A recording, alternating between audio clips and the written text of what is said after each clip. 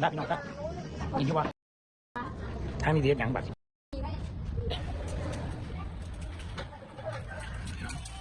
หน้ากล้องค่อยครับ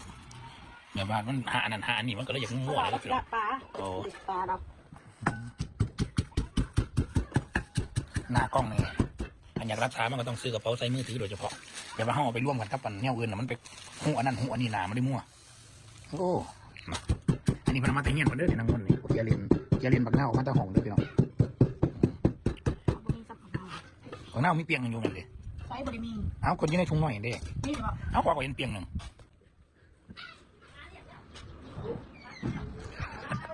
เอาพี่น้อง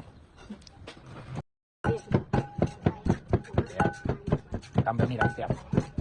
ก็ต้องมีอย่างไรครับต่อไปคนหมอพาเลยนะ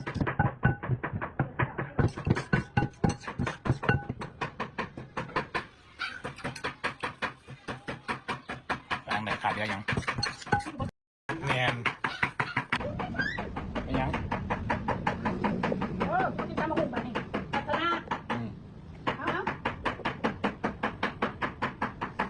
มากินตอนประเด็กมานี่โคตรโคตร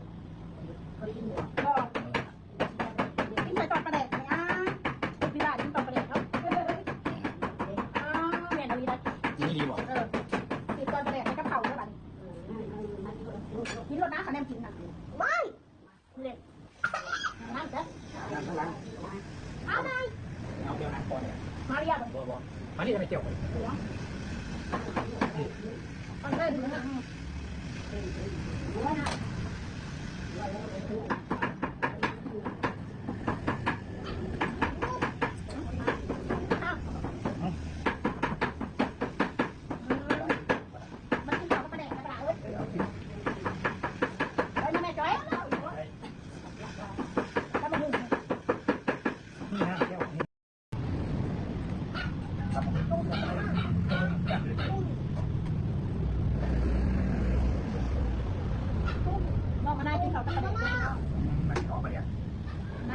ประเด็กจ้าประเด็กนิดจ้า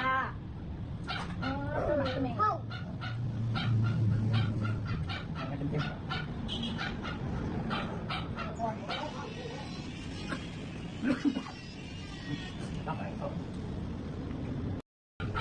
มะนาวประเด็กตามโตมันเบิดอะไรรู้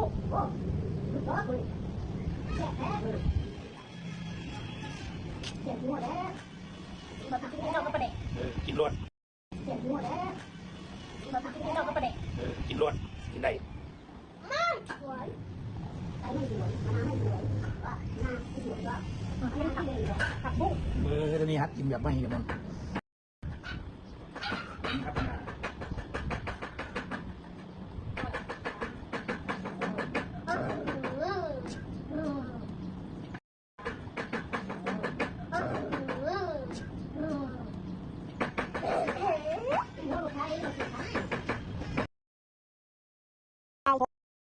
ปลาเป็นนันทัวเป็นไปบ้านเฮมาได้ปลา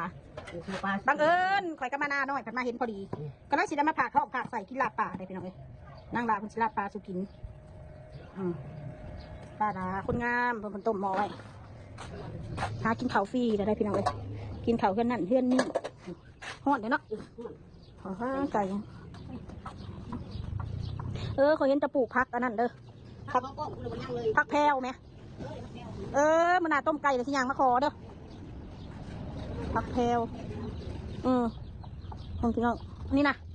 พักยังก่อนนี่ค่ะผักข้าวทองนี่ผักแพลวนี่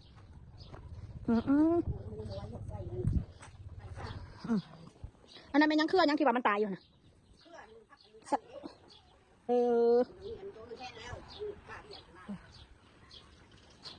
มาเล่นนั่งแม่นั่งคิงมาลายเสือแล้วยังไปถ่ายคลิปมันจะเขาถ่ายซะนี่เขาอยู่ใกล้ๆนี่บ่มีมองบ่มีมองไปแล้วก็เลยมาเล่นน้ำเบื่อได้พี่น้องมาหัวเน่าบ่มีมองไปเดี๋ยวล่ะแม่นมาเล่นน้ำแม่เด้อเข้าบังพี่มูคือกันเข้าบังพี่มูจะมาแม่นบ่ เป็นหมู่มาเป็นลูก แม่นบ่ เกิดเป็นหมู่เขาก็ว่าเขาเป็นบ้าหรือหมาอย่างนี้ฮะ ก็สร้างแล้ว เรียกงานบริษัทเงินบ่หา แต่พอดีแล้วคนบ่มีหมู่กับบ่มีหมู่มาเล่นน้ำกัน งานเรียกงานยังนั่งกินนอนกินเนาะที่บ้านเขาอะไรที่บ้านแล้วก็จะมาเกิดเป็นหมู่เขา ก็สร้างมีความสุขเลย เอ้ยทำเองอย่าง มีหมาเป็นเพื่อนก็ดีกว่ามีเพื่อนหมาเด้อสิบอกให้แม่นบอก นี้ ปลากับตัวใหญ่เนาะต้องประเด็กใส่คนมาหน้าน้อยอะไรตาโลกใส่โจมกับบ้านพี่น้องจำมาหุงเด้อพี่น้องเด้อจำมาหุงกินกันนางดาคนกีฬาปลาสุกัวเพิ่น